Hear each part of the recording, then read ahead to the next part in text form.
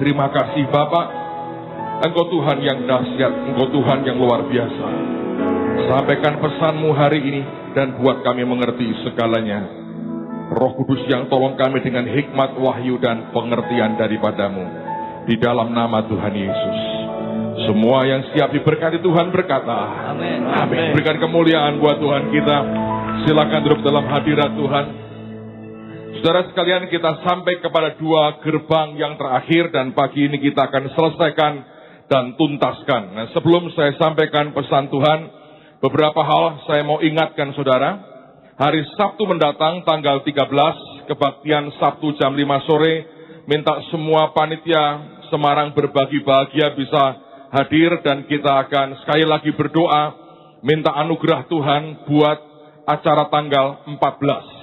Dan itu merupakan puncak dari segala sesuatunya.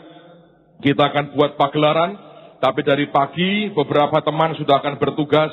Mereka akan mengawal akan acara Amazing Race, Semarang Amazing Race. Dan mari percaya bahwa kota ini akan mengalami anugerah Tuhan yang ajaib sekali. Siapa yang sempat hadir di Jalan Pemuda minggu pagi yang lalu? Angkat tangan saudara. Kita punya Tuhan yang luar biasa. Amen saudara. Nanti kita akan lihat klipnya sama-sama. Kita akan dibuat kagum oleh Tuhan. Itu sepanjang jalan itu lautan manusia dan pada jam-jam puncak itu luar biasa. Orang bahkan susah untuk bergerak. Dan Tuhan membuktikan bahwa kota ini Dia berikan kepada kita dan anak-anaknya. Nah yang kemudian yang kedua saya mau sampaikan. Kebaktian minggu sore minggu depan tanggal 14 semua digabung di Pantai Marina. Kalau Anda belum tahu tempatnya, itu ada patung Raja Wali. Dari sana ya, patung Raja Wali, tinggal belok kiri, Anda sudah akan lihat panggungnya. Dan itu sekian hektar kita bisa pinjam. Nah, sementara ini kita pinjam, belum milik kita. Nah, kita bisa pakai dulu buat acara itu. Dan tanggal 14 itu mulai jam 10 pagi, sudah ada kegiatan, tapi pengobatan dan sebagainya akan dimulai sekitar jam 3 sore kalau tidak salah ya. Kemudian juga Anda yang mau ikut di pasar rakyatnya, Anda mau jual barang-barang murah dan Anda tahu bisa memberkati rakyat, Anda bisa hubungi Pak Irianto selesai kebaktian ini. Anda tahu itu sangat memberkati orang. Dan saya mau berikan apresiasi yang sangat tinggi kepada teman-teman yang kemudian tiba-tiba Anda berjualan beras dengan harga yang murah sekali, dan tanpa Anda mengerti itu memicu orang datang. Ketika itu saya diberitahu jam 7 dijual dengan harga yang sangat murah. Ibu Tete berkata, gimana saya nggak laku dagangan saya, jemaat banting harga habis. Dan ternyata ada beberapa saudara berinisiatif seperti itu. Sehingga jam 7 orang beli murah, seluruh kampung datang, dan begitu nyampe barangnya sudah habis saudara. Tapi artinya kita bersyukur bahwa bukan jebak orang, tapi itu menarik orang datang dan toh mereka diberkati karena semua yang ada itu baik sekali. Nah, tanggal 14 sore kebaktian digabung di Marina semua dan kurang lebih tepat jam 5 kita akan mulai dan mari percaya ada sesuatu yang ajaib akan terjadi. Saya percaya akan ada ratusan ribu orang akan datang dan diberkati Tuhan. Target kita menurut saya jangan 100.000 karena di balai kota sudah lewat dari jumlah itu. Masa kita harus turunkan target? Kita akan, kalau saya dapat 200.000 kita akan bahagia. Kalau nggak mencapai Pak, 300.000 saya juga tidak keberatan saudara ya. Kita berikan yang terbaik dan minggu sore tanggal 14 Pak Yusak akan datang dan akan mendoakan memberkati semua yang hadir dan percaya bahwa Tuhan akan memetraikan dan sekaligus sebagai meterai tanda kita selesai dengan acara Semarang Berbagi Bahagia. Cuman Pak Ardian sudah gatel berkata tahun depan kita harus buat lagi katanya. Well, capeknya belum habis saudara. Beliau sudah semangat mau buat lagi SBB yang tahun depan. Kita lihatlah apa yang Tuhan mau nanti. Itu yang saya perlu sampaikan. Sekali lagi, Sabtu jam 5 sore semua panitia datang. Kita akan doa sama-sama. Kita minta pengurapan Tuhan. Minta anugerah Tuhan, beberapa koordinasi harus dibuat. Kemudian minggu pagi, minggu depan, tolong perhatikan. Tempat parkir kita ini, yang di gereja, kanan dan kiri ini akan dipakai untuk Amazing Race. Memang mereka baru akan nyampe di tempat ini siang hari setelah lewat jam 12 siang. Tetapi ada kemungkinan beberapa tempat itu dipakai untuk pasang tenda dan sebagainya. Jadi mohon nanti ketika Anda datang ke kebaktian, kalau sampai tempatnya dipakai, Anda bisa pakai halaman sekolah, terang bangsa, atau Anda terpaksa harus di luar areal gedung gereja. Saya harap satu ketidaknyamanan ini tidak mengganggu kita, karena kita mau pakai seluruh tempat parkir ini untuk acara Amazing Race. Kalau ada 300 peserta, maka itu berarti ada 1.500 peserta. Belum yang lain-lainnya, dan mereka itu bergerak. Dan saya mendapat kabar bahwa kurang lebih separuhnya adalah tim ibu-ibu. Mereka minta para suaminya tidak usah ikut.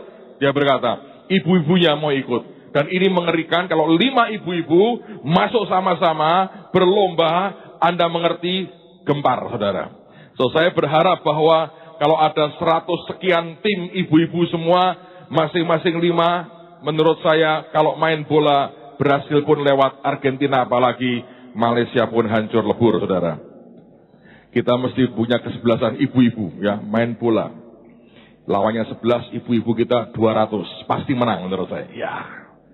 Oke, jadi tolong perhatikan minggu pagi akan cukup ribet sedikit, tapi saya harap Anda bisa menikmati karena kita mau jamu, kita mau beri yang terbaik buat setiap peserta, dan saya percaya ada kurang lebih 300 peserta akan bergabung dalam Semarang Amazing Race. Kemudian sejak hari Sabtu, para artis sebagian sudah akan datang dan akan muter kota. Anda yang merasa artis, Anda boleh ikut bergabung, daftar dengan Pak Hasto yang merasa artis, saudara. Nanti akan ditanya dalam hal apa keartisanmu, Anda bisa berkata, anak saya penggemar saya berat. Nah itu boleh, saudara. Nanti keliling kampung masing-masing dan kita woro-woro di sana. Alright? So, itu yang perlu saya sampaikan. Kemudian jangan lupa, Natal kita akan dibuat tanggal 24 malam. Ada satu orkestra dari Bandung akan datang, dan itu waktu di mana panitia bisa santai sedikit, Anda menikmati sajian terbaik. Kita akan buat sesuatu yang berbeda, just fun, relax, dan kita menikmati hadirat Tuhan. Tidak ada palungan, tidak ada keledai, tidak ada yang lain-lain. Orkestra, dan saya percaya suaranya kayak malaikat. Gloria in excelsis Deo. Bagus sekali. 24 malam, jam 6 sore, kita ada orkestra. Kemudian, yang ini tidak boleh Anda lupakan. Tahun depan bukan tahun yang ringan. Karena itu Tuhan perintahkan kita buat pemeteraian untuk Anda menghadapi tahun depan. So, kami hamba-hamba Tuhan akan hadir tanggal 26, 27. 26 itu mulai pagi jam 9. Tolong jangan terlambat, karena tamu luar kota banyak sekali.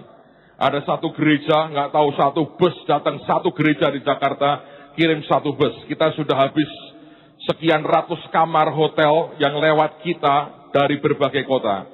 Tolong datang sebelumnya, saudara. Anda berebut dengan orang-orang ganas ini, yang dari luar kota datang. Kalau Anda berkata, saya orang Semarang, tiba-tiba Anda duduk paling ujung sana, sangat menyakitkan hati, percayalah, saudara. Tuan rumah duduk paling ujung dan gak kebagian apa-apa. Yang lebih gawat duduknya dekat pintu, kena pohon Natal. Ini bintang Daudnya rendah hati menyembah Tuhan hari ini, saudara. Nanti biarkan tegak lagi. Tapi saya berdoa Anda jangan cari tempat yang tidak bisa menikmati.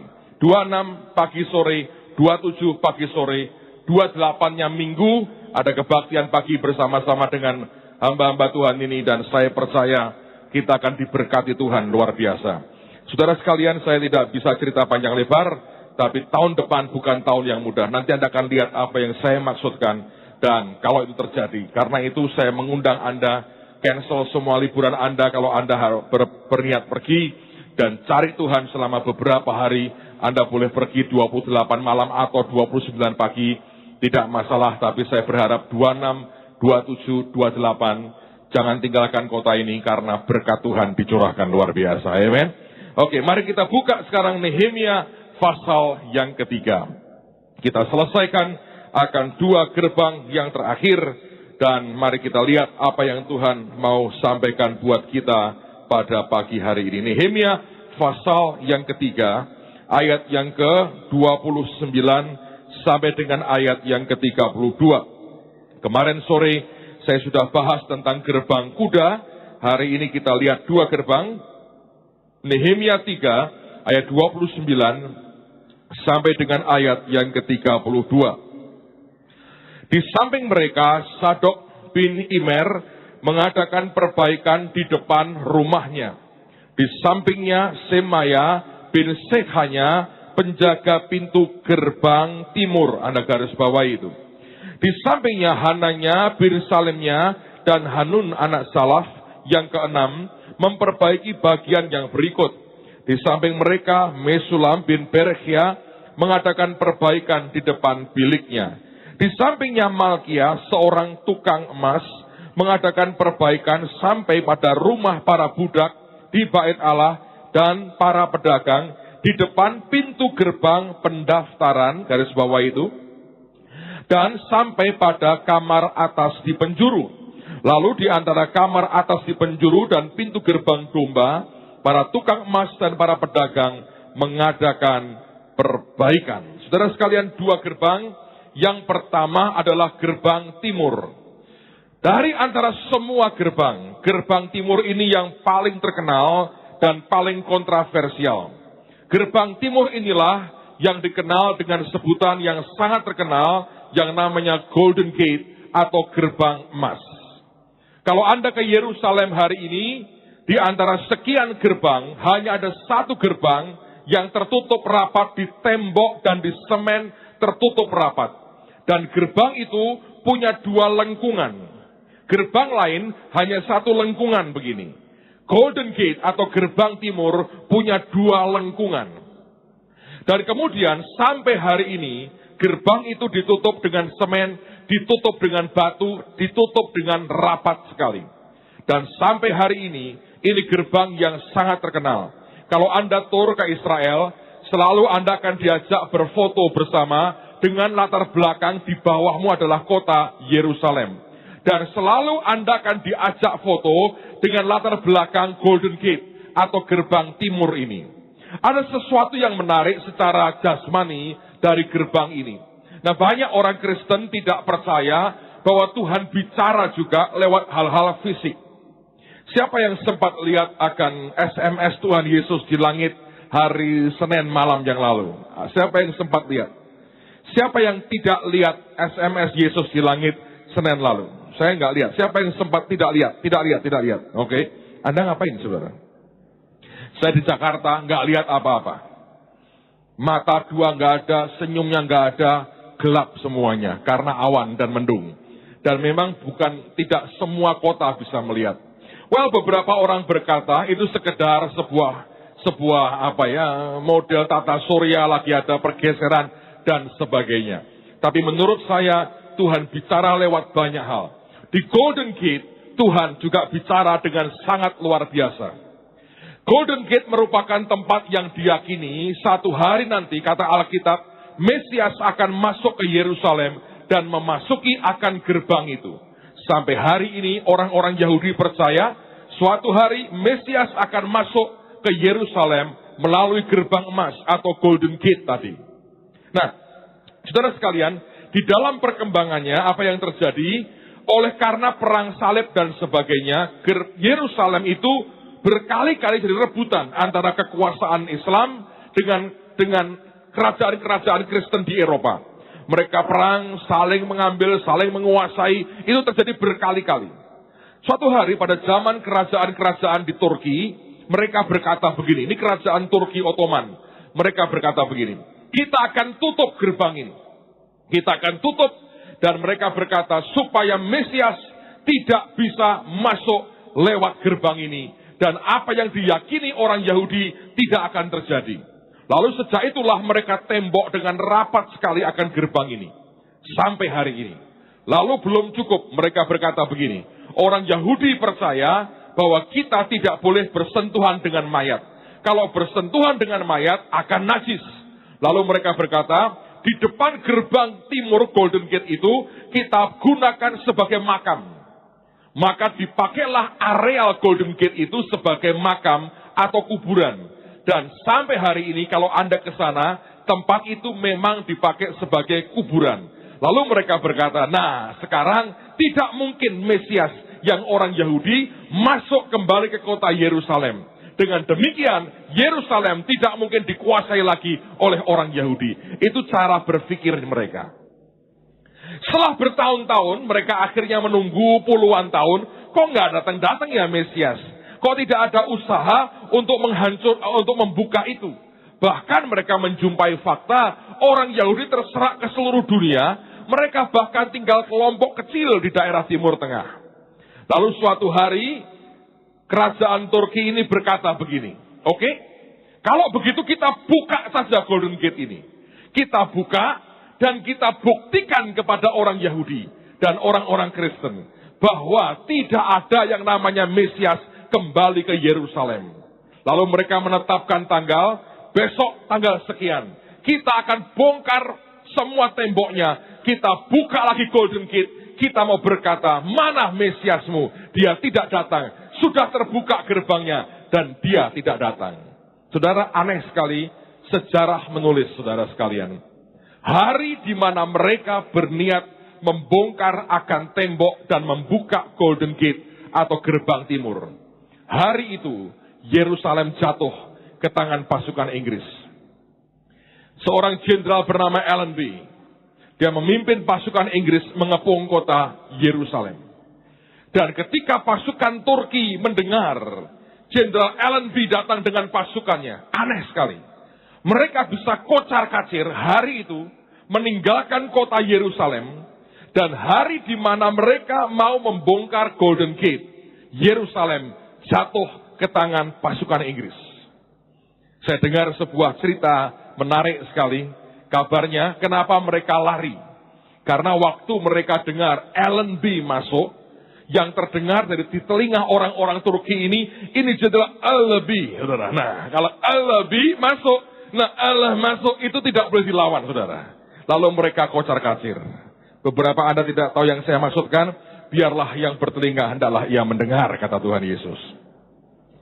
Jadi ini betul-betul aneh, tapi kenyataan hari itu mereka berkata, kita bongkar ini gerbang.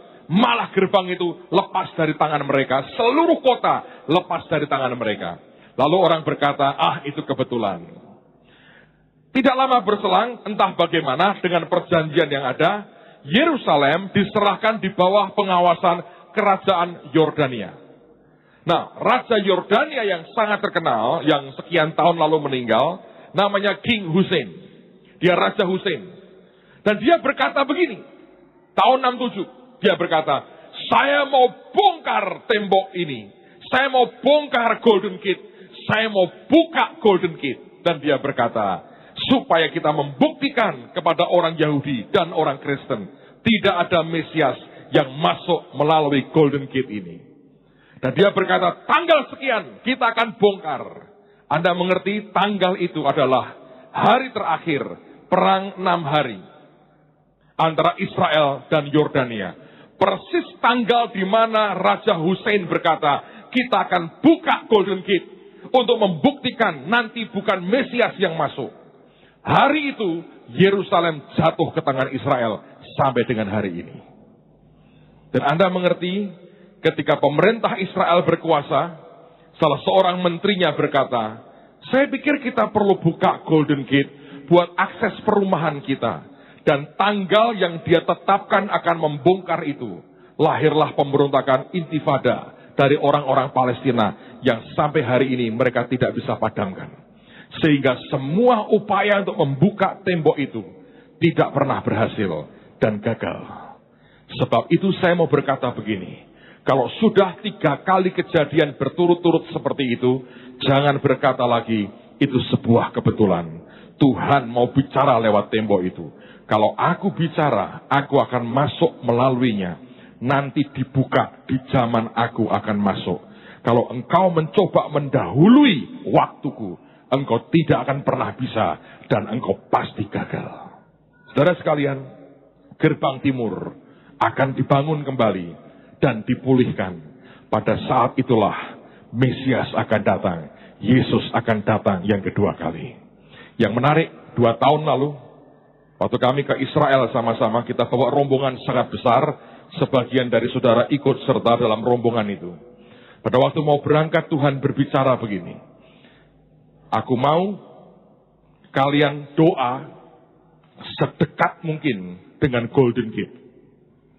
Dan minta supaya kedatanganku yang kedua kali dipercepat. Waktu kami sampai di Yerusalem, kami ngomong kepada guidernya, kami mau doa di tempat yang sedekat mungkin dengan Golden Gate. Lalu mereka berkata begini, maaf, area itu tidak boleh didekati, karena sudah menjadi konsensus itu kuburan Muslim, dan dianggap sebagai tempat sakral.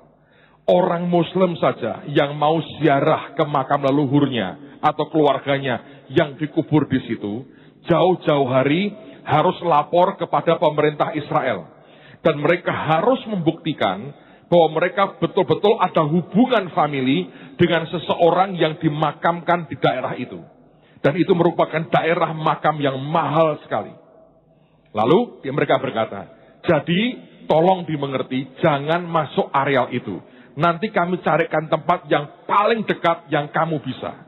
Dan akhirnya tempat terdekat adalah di Taman Getsemani. Karena itu berhadapan, tapi masih ada jalan gede yang membatasinya. Kami doa di situ, kami doa. Selesai, kami pikir, wah, sudah selesai ini. Yang Tuhan mau sudah dikerjakan. Malamnya kami ngumpul sembahyang lagi. Lalu Tuhan itu bicara lewat Ibu Nani dengan suara audible. Dia mendengar Tuhan berkata, yang kalian lakukan itu sudah cukup baik, tapi masih belum seperti yang aku mau. Tuhan berkata, walaupun susah, kamu bisa mendekati tempat itu. Kamu bisa berdoa lebih dekat lagi, walaupun susah. Dan akhirnya ketika dengar itu kita lemes. Orangnya berkata tidak mungkin. Besoknya kita ngomong lagi sama guide-nya. Bisa nggak sih kami masuk ke situ? Wong cuma berdoa kok. Kita nggak bawa apa-apa. Digeledah pun oke. Tidak bawa apa-apa. Cuman kita orang segelintir orang ini loh. Nggak usah rombongan gede lah. Kita mau di situ mau sembahyang. Mereka berkata tidak bisa. Kamu tahu aturannya. Ada orang ditembak mati masuk ke situ. Ternyata itu orang ditembak kakinya, dia malah pasti Arab, jadi kena kepalanya, saudara. Itu pernah terjadi di Golden Gate sekian tahun lalu. Mereka berkata, tidak bisa. Nah, guide tour kami, itu ada 6 orang kalau nggak salah. Lalu kemudian satu di antaranya, ini sudah tua. Namanya Moshe, bahasa kita Musa, saudara. Si Musa tua ini memang bijaksana sih, karena seperti Musa, saudara. Tiba-tiba dia ngeliat gitu ya, diam-diam dia datengin kami berkata begini. Saya ini merasa aneh loh dengan rombongan ini. Aku ini sudah puluhan tahun jadi guide di sini. Dia berkata, dulu aku ini kalau aktif di tentara, aku ini pilot F5. Dia bilang, aku ini pilot pesawat tempur Israel. Dan dia berkata, kalau yang itu mayor angkatan darat tank cavalry. Itu anak buahnya Jenderal Ariel Sharon katanya. Kalau saya enggak, saya ini pilot F5. Kalau Anda ke Israel, biasa saudara. Jadi orang tidak di tentara itu malah aneh. Semua itu bekas tentara semua. Terus mereka ngomong gini, aku belum pernah lihat kelompok seperti ini. Kalian itu punya apa ya? Beda sekali. Dan aku suka. Lalu kemudian dia berkata begini, sudah begini saja. Jangan ngomong yang lain. Kamu berenam kan? Ikut saya bawa kamu ke Golden Gate. Tapi jangan sampai nempel ya. Itu nggak boleh loh. Saya akan carikan tempat lebih dekat, masuk ke makamnya, kompleks makam aja. Kita bilang, bener pokoknya. Udah, semua rombongan dibawa ke sebuah tempat, saudara. Mereka suruh masuk, lalu kemudian kami pergi sendiri, bertuju dengan guide-nya. Ternyata dihentikannya bukan di pintu masuknya. Karena pintu masuknya dijaga tentara dan polisi Israel. Kami diberhentikan di pinggir jalan. Itu ada kayak tebing, saudara, dari pasir. Kalau Anda injek salah-salah, melorot, saudara. Dia berkata begini, ini ada jalan setapak. Aku ngerti. Kamu kok tahu dari mana? Aku ini tentara, sudah tak jelajahi seluruh Israel. Dia berkata begini, ini bisa masuk, tapi rada berat. Pokoknya harus merangkak. Sanggup nggak? Kita bilang, apa boleh buat? Sanggup. Kita tidak ngomong guide yang lain, saudara. Jadi hari itu kami merangkak naik ke atas. Itu mengerikan loh, nginjek, kalau sampai jatuh, gelundung sampai ke jalan raya, saudara. Itu mengerikan, dan itu duri di mana-mana. Beberapa saudara itu sudah luka loh, kena duri di mana-mana. Kita jalan pelan, tiba-tiba sampai di tengah-tengah makam. Di tengah-tengah makam, ada tukang jaganya, lagi nyabetin rumput. Diam aja. Dia nggak tanya lu dari mana, dia diam aja. Dia kerja aja. Disapa sama guide-nya, ngobrol pakai bahasa Arab, saya nggak tahu ngomongnya apa. Ya biasa aja. Tiba-tiba di depan kami, ini jarak nggak jauh kok. Deket, nggak sampai ujung situ, nggak sampai. Itu ada tempat, itu Golden Gate-nya.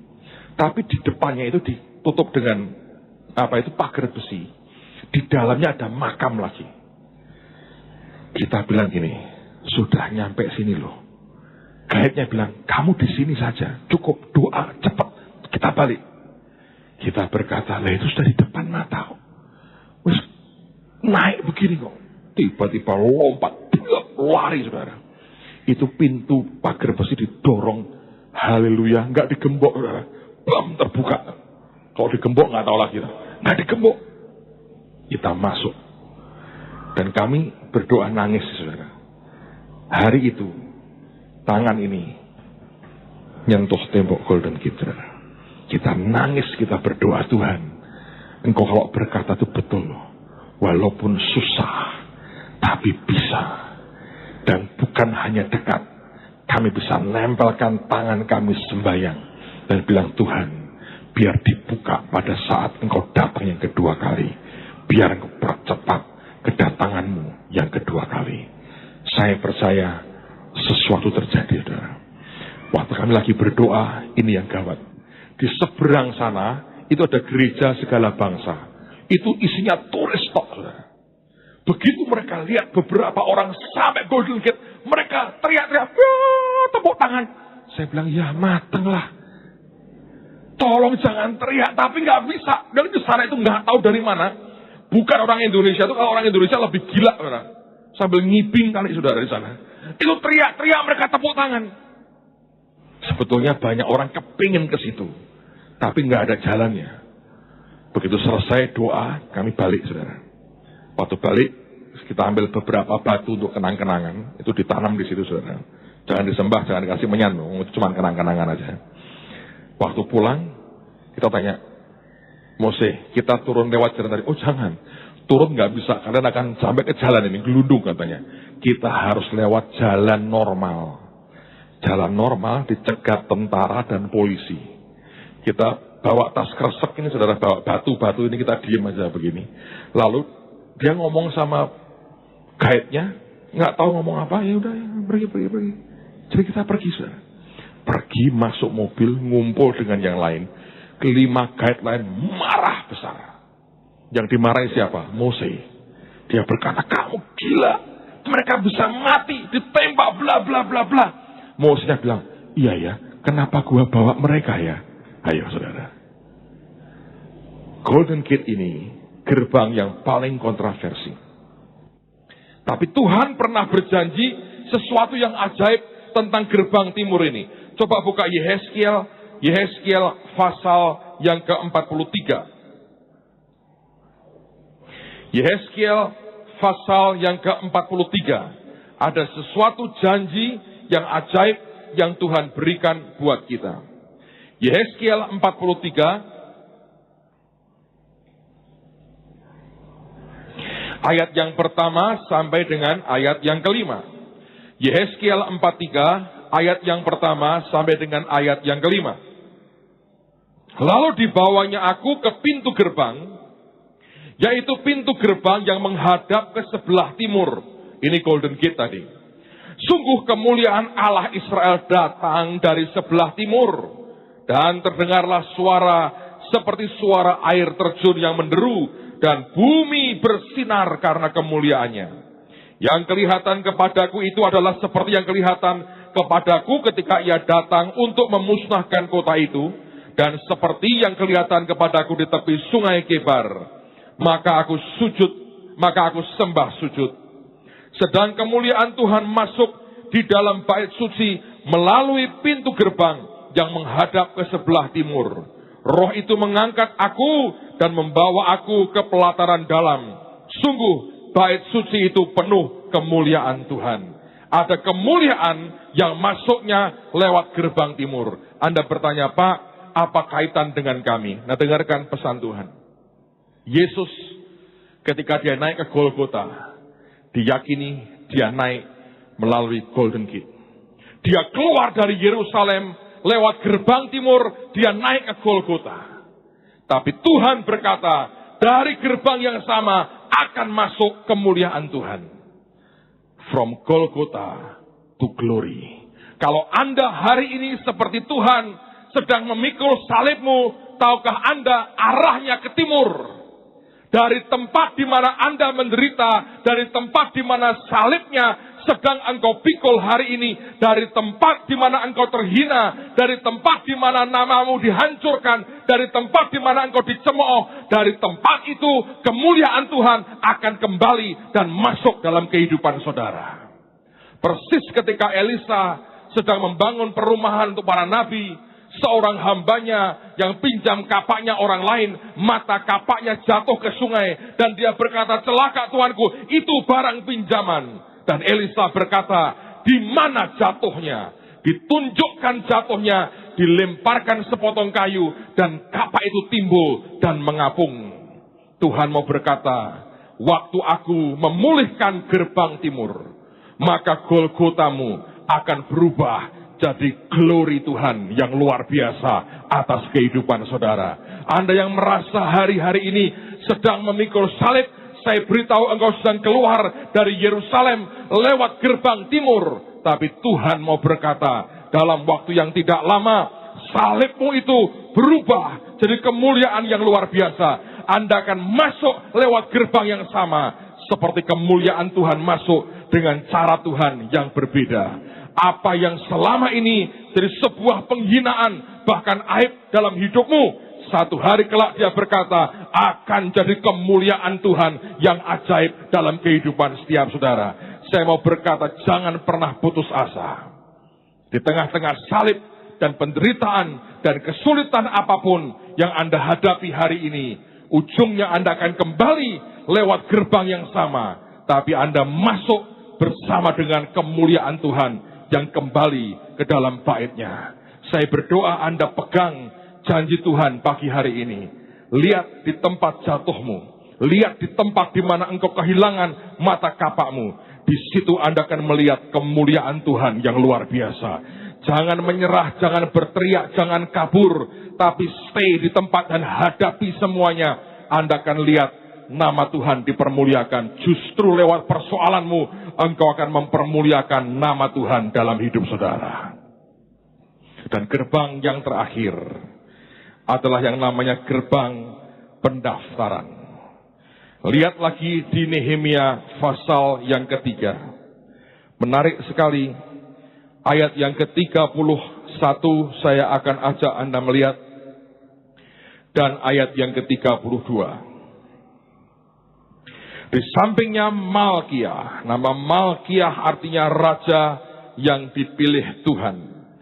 Seorang tukang emas mengadakan perbaikan sampai pada rumah para budak di bait Allah dan para pedagang di depan pintu gerbang pendaftaran dan sampai pada kamar atas di penjuru. Lalu antara kamar atas di penjuru dan pintu gerbang domba, para tukang emas dan para pedagang mengadakan perbaikan. Nama gerbang pendaftaran dalam bahasa aslinya juga artinya gerbang mandat.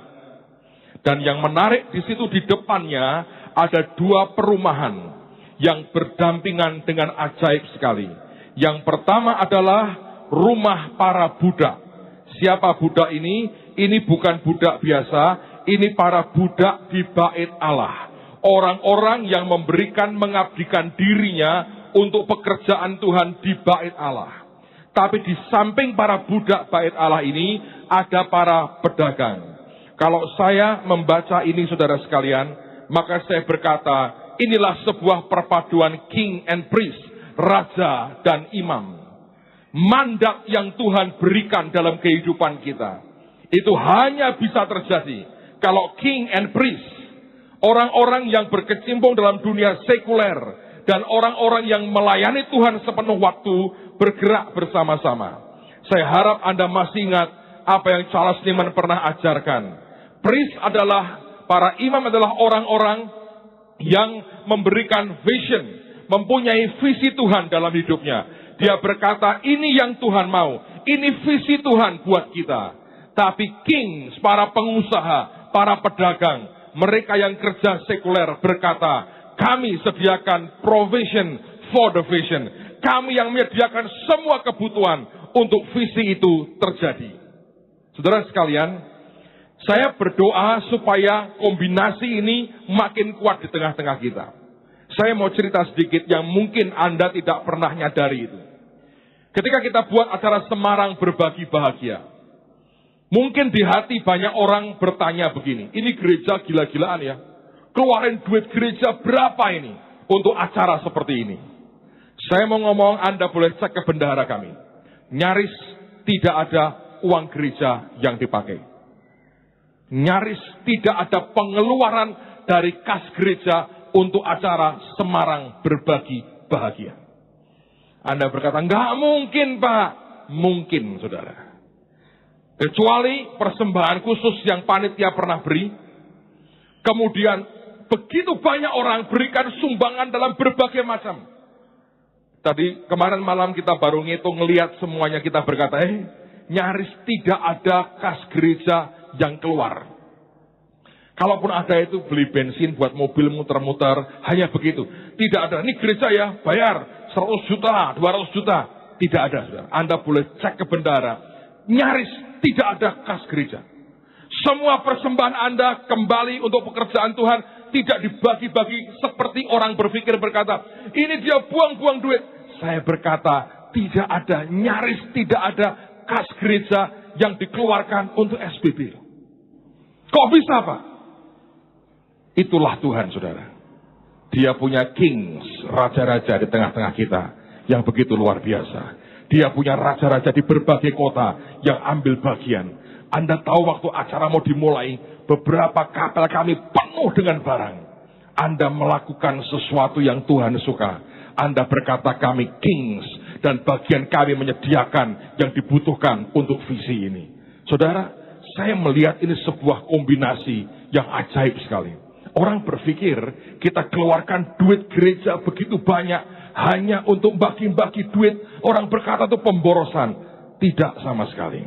Bagian saya hanya mengkomunikasikan apa yang Tuhan taruh di hati. Dan ternyata Anda merespon dengan cara yang luar biasa. Semua itu jadi karena Anda merespon dengan dahsyat, saudara. Tadi Pak Sugi cerita dengan saya. Mulai kemarin, ada kira-kira mungkin hampir 1.500 angkot, bus dan taksi ikut acara Semarang Berbagi Bahagia dengan Radio Rema. Kalau Anda ikut itu seru sekali, saudara. Ada dari jam 6 pagi mereka ikuti. Tiba-tiba Pak Sugi buat sesuatu yang berbeda. Saya mendorong Anda buat yang sama. Jumlahnya nggak usah sama, tapi ini kreatif. Bayangkan kalau Anda buat itu tuh akan geger nih kota. Saya nggak tahu ini keluar, Pak Sugi baru keluar pengurapannya yang ajaib, saudara. Dia naik mobil, dia lihat ada angkot dengan tulisan itu kan, dengan ciri khususnya. Itu ada nomornya, ada angkotku becoy coy, katanya begitu. Pokoknya itu ada di mobil itu ada stikernya, ada nomornya di situ. Kalau Anda perhatikan walaupun nggak terlalu jelas, tapi itu warnanya memang orange, mirip dengan warna angkot sih. Jadi kalau Anda lihat itu ada nomornya berapa gitu. Disalib dengan Pak Sugi, dihentikan, dan Pak Sugi teriak, Semarang Berbagi Bahagia, blok, kasih duit 50.000. Sopirnya kaget, diterima, terima kasih Pak. Jogetan, saudara, jogetan. Anda bisa bayangkan, itu joget sopirnya. Terima kasih, dapat 50.000, dia joget, saudara. Menurut saya dia langsung akan rema terus. Satu penumpang tuh, bayangin ya, 1.500 angkot.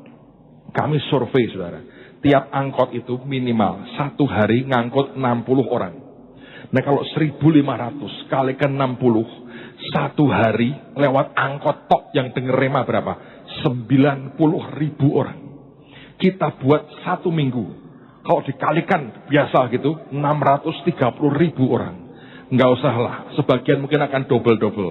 Minimal dari 630, minimal saudara, 300.000 orang lah kita ambil. Itu kan dahsyat saudara, 1 minggu loh. Kita masih bagi banyak sih, masih bagi banyak. Jadi kalau Anda mau iseng, boleh aja saudara. Seminggu ini bebas. Pak, saya hanya punya uang 20.000. 20.000 itu saudara, jogetnya sama hotnya dengan 50.000. Percayalah, itu bagi sesuatu. Anda sengaja, tapi Anda mesti teriak, Semarang berbagi bahagia. Karena Bapak ikut ini, dapat 20.000. Nanti Anda lihat, orang bisa syok. Anda lihat orang segala macam saudara. Itu ajaib sekali. Kenapa bisa begitu? Kalau kita buat seperti itu, ini kota geger saudara. Dan Anda tahu efeknya, beberapa angkot itu seluruh penumpangnya dikasih hadiah. Jadi joget bareng seangkot. Lupa berhenti saudara, sampai terminal semua. Jogetan semua. Anda bisa lihat, ini ide simple, murah meriah, and yet kena. Rema seminggu ini radio rakyat saudara. Betul-betul saudara. Itu ajaib sekali. Saya kalau melihat dari segala sesuatunya ya, saya mau berkata buat saudara, kalau orang anak-anak Tuhan bisa kerja sama dengan begitu kuat, ada sesuatu yang dahsyat akan terjadi. Mandat ini diberikan buat king and priest. Di depan mereka persis, menurut saya tidak kebetulan, ditaruhnya di depan gerbang mandat, supaya baik imam maupun raja-raja, tiap hari mereka keluar rumah, mereka lihat gerbang mandat yang berkata, jadikan semua bangsa muridku, jadikan semua bangsa muridku. Dan mandat itu tiap hari mereka lihat dengan mata mereka. Saudara, saya kalau lihat ini ajaib sih. Dan saya mendorong Anda, kalau Anda masih punya barang apapun yang Anda ingin sumbangkan, bagus sekali. Kita masih seminggu dan puncaknya tanggal 14. Dan doakan tanggal 14. Mari berdoa buat 200.000 orang akan datang minimal dan akan memenuhi seluruh Pantai Marina. Mari percaya, kita bawa mereka ke Tuhan sebagai sebuah Christmas gift yang terbaik buat Tuhan. Dan tanggal 24 waktu kita rayakan Natal, kita akan nyembah Tuhan, kita bilang, Tuhan, ini kota kami persembahkan kepadamu. Tuhan, ini kota biar jadi milik Tuhan sendiri yang luar biasa. Amen, saudara. Dan saya bersyukur Tuhan happy sekali dengan apa yang Tuhan kerjakan lewat kehidupan kita sih. Senin malam saya waktu seminar selesai di Jakarta, saya buka handphone saya, belasan SMS. Semuanya perintah, Pak cepat lihat ke atas, lihat ke langit. Ngopo merintah semua ini bi. Saya suruh orang, coba ada apa sih di langit? Mereka keluar orang Jakarta, nggak ada apa-apa. Ya memang karena nggak ada Jakarta berbagi bahagia, saudara. Yang ada cuma Semarang berbagi bahagia, amen. Dan Tuhan berkata, engkau berbagi bahagia, gua bahagia. Yesus kirim SMS, Mr. Groovy senyum buat kita. Malam ini, pagi ini saudara, saya mau ajak Anda lihat klipnya. Siapa yang ikut ara-araan minggu pagi yang lalu? Siapa yang sempat nonton ara-araan minggu lalu? Terima kasih Anda telah nonton kami. Dan beberapa orang dengan tanpa berdosa, begitu rapi, naik mobil, ketawa-ketawa. Halo Pak, kok halo katanya? Ya Pak, kita hanya mendukung dari jauh. Ya, saya berkata buat Anda itu hari yang luar biasa. Pak Timotius ikut mikul tabut, replika tabut saudara. Kita dapat pinjaman dari Temanggung, dipikul dengan semangat. Dan luar biasa.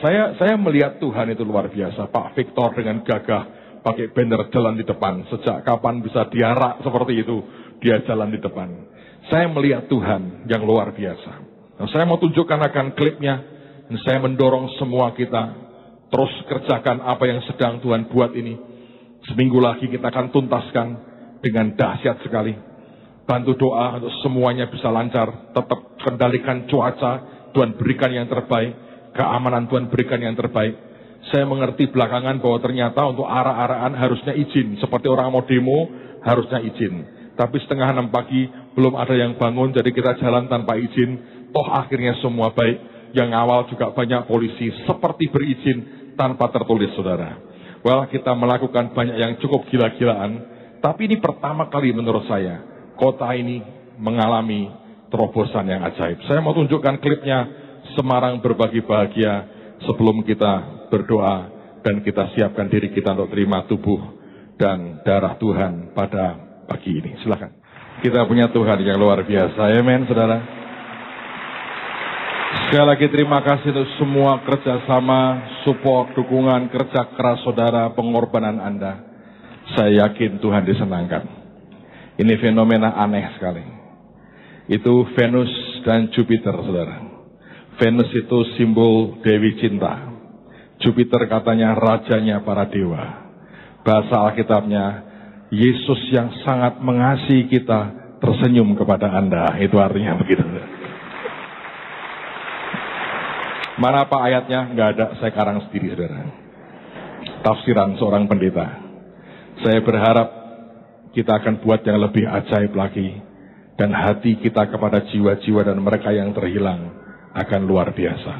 Tanggal 14, semua akan kita serahkan hadiah-hadiahnya. Dan ada banyak hal yang akan terjadi. Saya percaya kota ini tidak akan pernah sama lagi.